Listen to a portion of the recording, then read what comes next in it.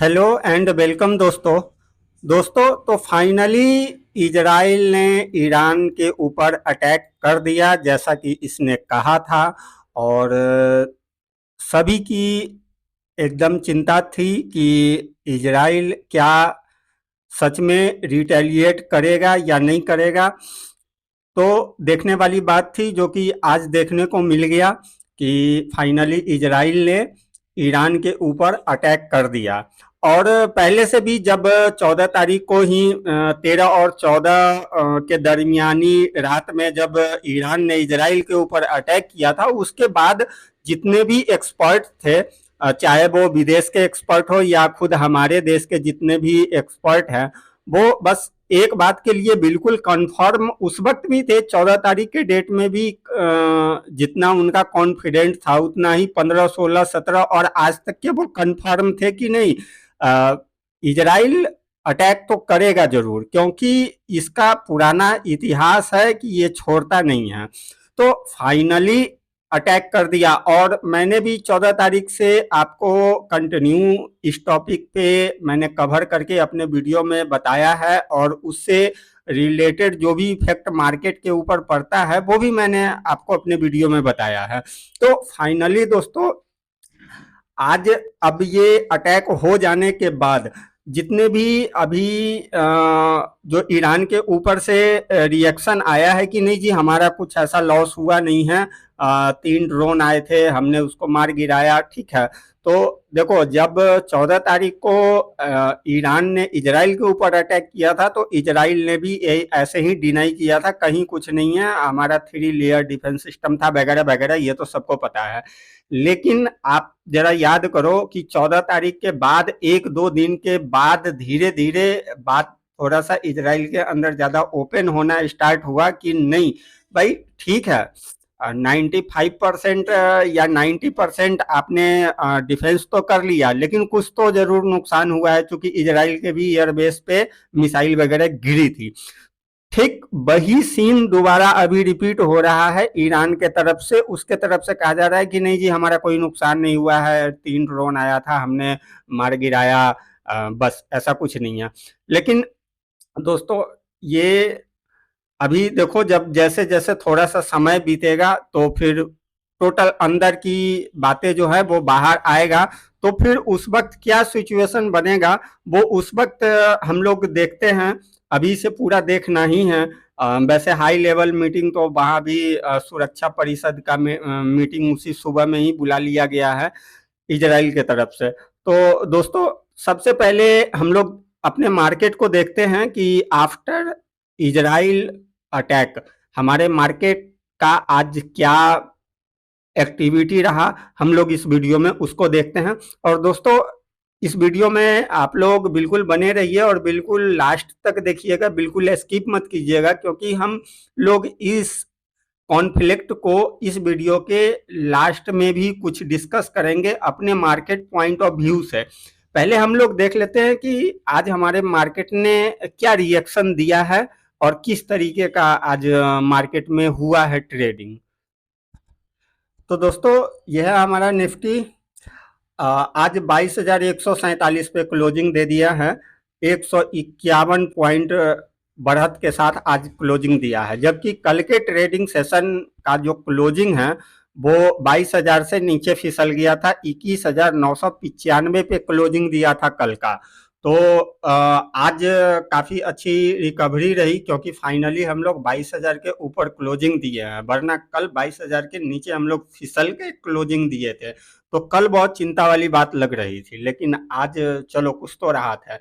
लेकिन आज का राहत दोस्तों इतना भी आसान नहीं रहा, चूंकि अगर सुबह से आप यहाँ पे आप पहले चार्ट को थोड़ा देखो, पहले तो गैप डाउन ओपन हुआ, उसके बाद आप देखो कि बिल्कुल नीचे गया, और नीचे जाने के बाद दोस्तों फिर करते करते बिल्कुल ये ऊपर, चूंकि इसने जो लगभग ये हम लोगों के मार्केट ओपन होने से पहले बहुत सारा न्यूज फ्लैश हो चुका था, उस समय तक ज़्यादा कुछ था नहीं। तो और उसके बाद मैं अभी और भी आपको डाउ फीचर्स वगैरह पे बात करेंगे। तो मार्केट फाइनली वोलेटाइल आज बहुत ज़्यादा रहा, लेकिन फाइनली 22,000 के ऊपर 22,147 पे हम लोगों ने क्लोजिंग दे दिया है। अगर बैंक निफ्टी की अगर बात कर ले हम लोग, तो यहाँ भी 504 पॉइंट बढ़त के साथ क्लोजिंग हुआ है इसका भी। अगर इसकी बात करें कल का, अगर हम लोग बात करें तो देखो 47,069 पे कल क्लोजिंग हुआ था, जो कि बिल्कुल 47,000 के नीचे हम लोग कल फिसल गए थे। वो थोड़ा सा रिकवर होकर के हम लोग 47 के ऊपर क्लोजिंग दिए थे। गैप डाउन तो था ही, उसके बाद ठीक है मूवमेंट हुआ, और वो वोलेटाइल तो दोनों ही था, जितने भी इंडेक्स है सभी वोलेटाइल काफ़ी रहा, लेकिन फाइनली जो है क्लोजिंग काफ़ी बढ़िया रहा। अगर हम लोग दोस्तों कुछ और इंडेक्स को देख लें, एक मिनट दोस्तों, तो निफ्टी 50 तो हम लोगों ने देख लिया। नेक्स्ट 50 माइनस में ही क्लोजिंग हुआ है। उसके बाद निफ्टी 100, 200 और 500, देखो आप इसमें कुछ ज़्यादा तेज़ी नहीं रही, ठीक है। कहीं पे आधे %, कहीं पे थोड़ा बहुत। उसके बाद आप स्मॉल कैप 100 को देख लो, ये लगभग निगेटिव टू फ्लैट ही क्लोज हुआ है। स्मॉल कैप 50 को अगर हम लोग देख लेते हैं, तो ये भी निगेटिव टू फ्लैट ही कहो, ज़्यादा कुछ।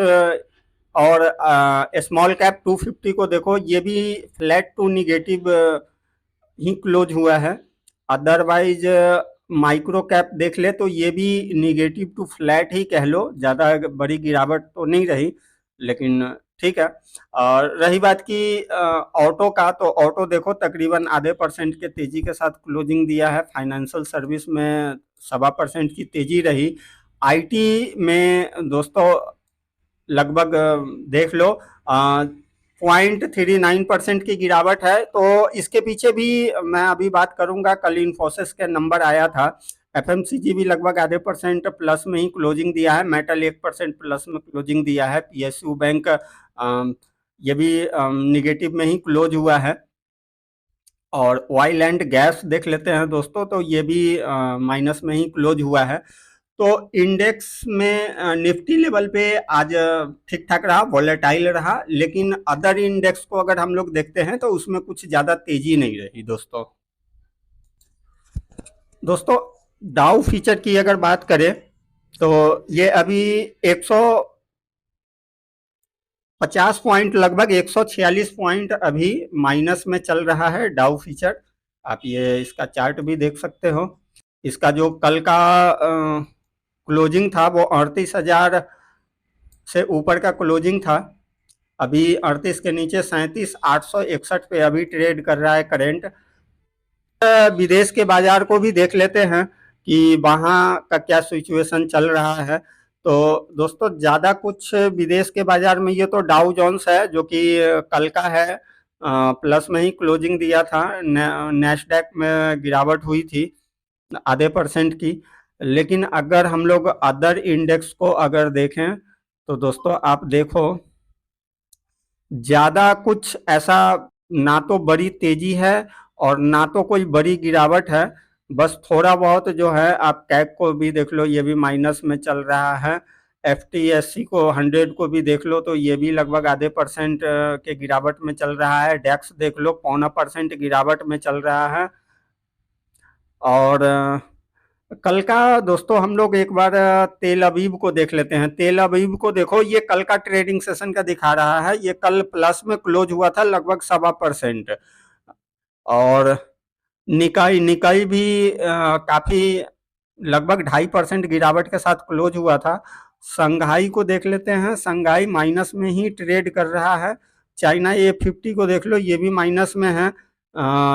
डीजे संघाई भी माइनस में ही ट्रेड कर रहा है। हानसांग भी माइनस में ही ट्रेड कर रहा है। ताइवान जो है प्लस में 1.5% की तेजी में है।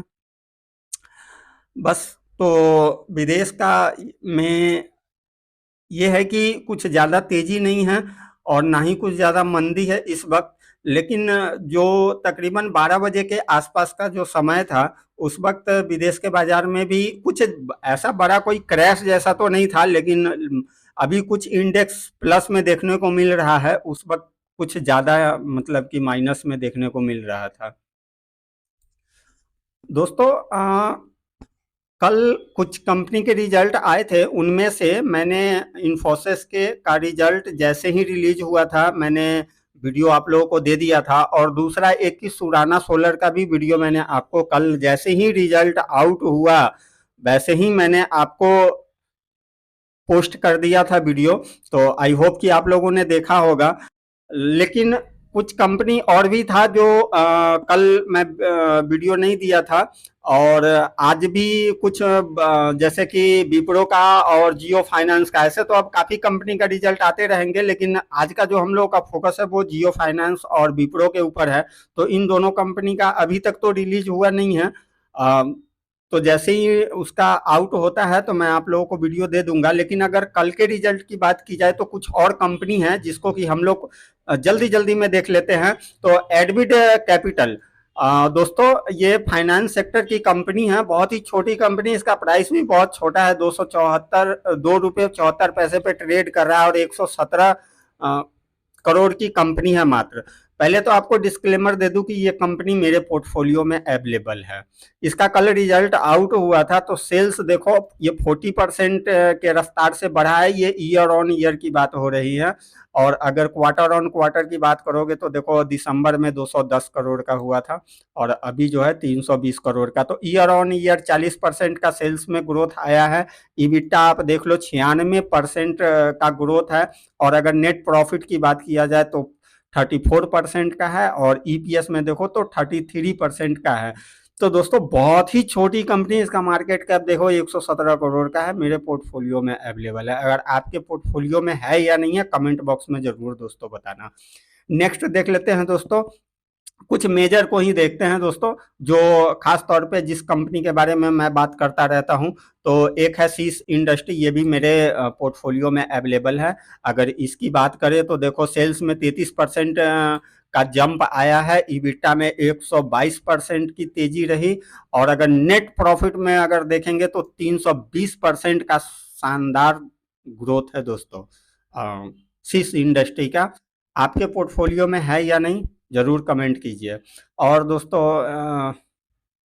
मैं आपको एक पहले इन्फोसिस को दिखा देता हूं, क्योंकि इन्फोसिस आज माइनस में ट्रेड कर रहा था, कुछ ज़्यादा बड़ी गिरावट तो नहीं है, लेकिन आप इसका इन्फोसिस का देखो 1% से सेल्स ग्रोथ आई है, और इबिटा 2% निगेटिव ग्रोथ है ईयर ऑन ईयर, और नेट प्रॉफिट की बात किया जाए तो 30% का है। अगर ईपीएस की बात करें तो यहाँ भी 30% का जंप है ईयर ऑन ईयर। लेकिन दोस्तों आज कुछ बड़ी गिरावट तो नहीं हुई है, लेकिन तेजी बिल्कुल भी नहीं हुई है, और इसका जो रिजल्ट है वो एक्सपेक्टेशन को बीट नहीं किया है, मिस कर दिया है। हालांकि कुछ ज़्यादा नेगेटिव रिएक्शन भी इस कंपनी पे नहीं आया है। तो दोस्तों मैं इन्फोसिस के लिए एक ही बात कहना चाहूँगा कि आप यहाँ पे देखो लगभग 6 लाख करोड़ की कंपनी है दोस्तों। आप क्या एक्सपेक्ट कर रहे हो ये बताओ? ईयर ऑन ईयर आपको 30% का बना करके दिया है, क्या चाहिए आपको इस कंपनी से?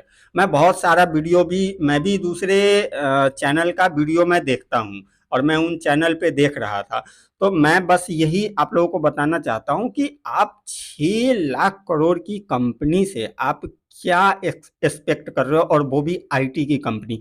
आईटी का सिचुएशन अभी पता है क्या है, और इन्फोसिस वगैरह का जितना भी रेवेन्यू आता है दोस्तों ज़्यादातर जो है फॉरेन से आता है। और क्या सिचुएशन है फॉरेन के अंदर, ग्लोबली ग्लोबली आप देख लो कि क्या सिचुएशन है। आईटी का कोई सी भी कंपनी, टीसीएस रिजल्ट अच्छा आया था नो डाउट, लेकिन क्या कुछ था? ठीक है, तो इससे ज़्यादा कुछ एक्सपेक्ट करना बेकार की बातें हैं दोस्तों। ये बहुत बड़ी कंपनी हो गई है, हाथी कंपनी है, इससे ज़्यादा एक्सपेक्ट नहीं करना चाहिए। अभी आप देख लो ना, यहाँ पे देखो 7,975 करोड़। आईटी की हम लोग जितने भी कई कितने कंपनी की बात करते हैं हम लोग अपने वीडियो में, सिग्मा सॉल्व, के सॉल्व, निनटेक, और बहुत सारे कंपनी आईटी कंपनी की बात करते हैं। अरे सर सारे कंपनियों को जोड़ दोगे तो भी इतना का मार्केट कैप नहीं होगा जितना कि ये कंपनी एक क्वार्टर में प्रॉफिट जनरेट कर लेती है। उस इतने सारे कंपनी को मिलाने के बाद भी इतना मार्केट कैप नहीं होता है। तो दोस्तों समझने वाली बात है। बाकी अदरवाइज देखो पहले भी मैंने बता रखा है, इन्फोसिस, टीसीएस, ये सब कंपनी मेरे पोर्टफोलियो में बिल्कुल नहीं होता है। हाँ, जब एक बढ़िया सा गिरावट हो जाता है तो पीटी के लिए इसको यूज करते हैं। इसमें जितना मर्जी पैसा लगा दो, पैसा का डूबने का कोई खतरा नहीं है। आंख बंद करके 10 करोड़ 20 करोड़ जितना है डाल दो, 10-15% महीने 2 महीने में मिल जाएगा, क्या चाहिए।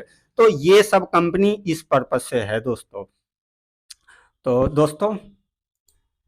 दोस्तों हम लोग फिर से एक बार आ जाते हैं इजराइल और ईरान के ऊपर, क्योंकि अभी पूरे विश्व के लिए ये अभी बहुत बड़ा फैक्टर बना हुआ है, तो इसको कंसीडर करना बहुत ही इम्पोर्टेंट हो जाता है। तो देखो दोस्तों, अभी तक के का तो मैंने बता दिया, आप लोगों को भी पता है। देखो, मार्केट में हमारा आज काफी अच्छा तेजी रहा, कल भी तेजी थी, परसों भी तेजी थी। हमारे मार्केट के अंदर कोई प्रॉब्लम नहीं है, हमारे देश के अंदर कोई प्रॉब्लम नहीं है।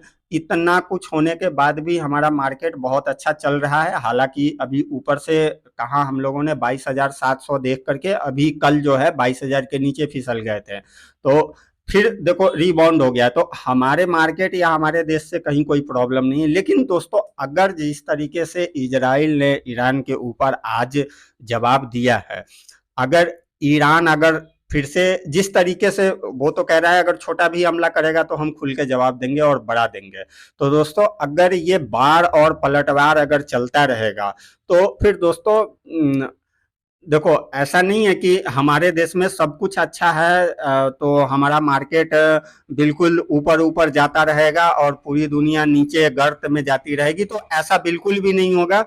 देखो, मैटर जब ज्यादा बढ़ेगा तो इफेक्ट हमारे मार्केट के ऊपर, हमारे देश के ऊपर 100% पड़ेगा, 100%। उसमें बिल्कुल 90 और 95% वाली कोई बात नहीं है, क्योंकि सबसे देखो, अदर कोई भी चीज हो जाएगा, मैं क्या कह रहा हूं कि हमारा देश जो भी एक्सपोर्ट करता है, चलो एक्सपोर्ट नहीं होगा, चलो हमारे को कमाई नहीं हुआ, ठीक है, लेकिन हम जो वहां से मंगाते हैं क्रूड ऑयल वो महंगा होगा।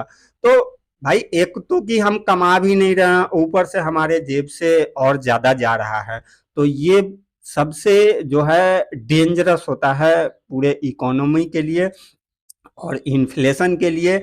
और इन्फ्लेशन बढ़ेगा तो फिर वही चीज है कि रेट कट और दूर होता जाएगा। मैटर यहाँ पे रेट कट नहीं भी हो तब भी अभी का अगर हम लोग सिचुएशन की बात कर ले तो 2 साल का अगर टोटल आप देखोगे तो पहले रेट हाइक हुआ, फिर अभी 1 साल से अभी पॉज करके रखे हुए हैं आरबीआई, लेकिन हमारे मार्केट के ऊपर कोई फर्क पड़ रहा है नहीं, बिल्कुल लाइफ लाइफ हाई हाई पे ही हम लोग ट्रेड कर रहे हैं। तो देखो, रेट कट नहीं हो उससे भी ज्यादा मार्केट के ऊपर अभी इफेक्ट नहीं पड़ रहा है। वो अलग की बात है कि रेट कट हो जाएगा तो हम लोगों को और बूस्टर डोज मिल जाएगा, लेकिन अगर ये बूस्टर डोज नहीं भी मिलता है तो फिर भी तो हम लोग हाई हाई पे ही ट्रेड कर रहे हैं। तो लेकिन जब ऑयल महंगा होगा तो इन्फ्लेशन बढ़ेगा, तो सभी कुछ पे इफेक्ट आएगा, तो हमारा मार्केट डेफिनेटली नीचे जाना है, बिल्कुल जाना है। तो ये सब कुछ डिपेंड करता है इन दो साहब के ऊपर कि ये लोग किस तरीके से रिटेलिएट करते हैं एक दूसरे पे। दोस्तों, इस वीडियो में चलते चलते मैं एक चीज और आप लोगों को हाईलाइट करके बता दूं, ये है एफआई और डीआई का दोस्तों डेटा। अभी हम लोग एफआई को देखेंगे, कल 18 तारीख के डेट में देखो आप, ये 42,60 करोड़ का माल सेल करके एफआई गया है, और डीआई तो बिल्कुल खरीदेगा ही खरीदेगा, इसने 2285 करोड़ का माल खरीदा है। अब मैं जो आपको डेटा दिखा रहा हूं वो आप ये देखो कि पूरे मंथ में आज का तो नहीं, लेकिन 18 तारीख तक के का जितना भी ट्रेडिंग सेशन हुआ है उसमें आप देखो 22,358 करोड़ का माल एफआई ने सेल कर दिया, वहीं पे डीआई ने 21,321 करोड़ का माल खरीद लिया। तो ऑलमोस्ट बीट करने के पूरे कोशिश में है कि लगभग बराबर ही चल रहा है, जितना बेच रहा है वो उतना डीआई खरीद रहे हैं। लेकिन ठीक है, ये मैटर नहीं, मैटर ये है कि एफआई का थिंकिंग जरा यहाँ पे रीड करो कि बिल्कुल 18 को सेलिंग है, 16 को सेलिंग है, 15 को है और 12 को तो 8,000 करोड़ का इसने बड़ी बिकवाली करा था। एक 10 तारीख को सिर्फ बाइंग किया है 2778 करोड़ का, फिर सेलिंग और एक बार 5 तारीख को 1659 करोड़ का खरीदारी किया है। और आप देख लो और कोई भी नहीं है।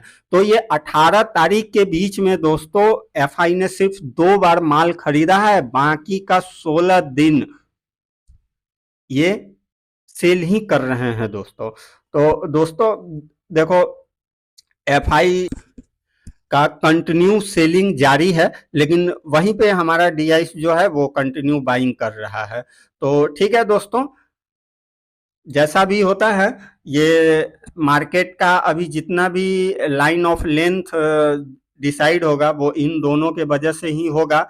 देखो शाम तक या फिर आने वाले कुछ घंटों में कुछ डेवलपमेंट अगर होता है तो फिर हम लोग डिस्कस करेंगे दोस्तों। वीडियो काफ़ी लंबी हो गई है, तो दोस्तों इस वीडियो में इतना ही, मिलते हैं नेक्स्ट वीडियो में दोस्तों।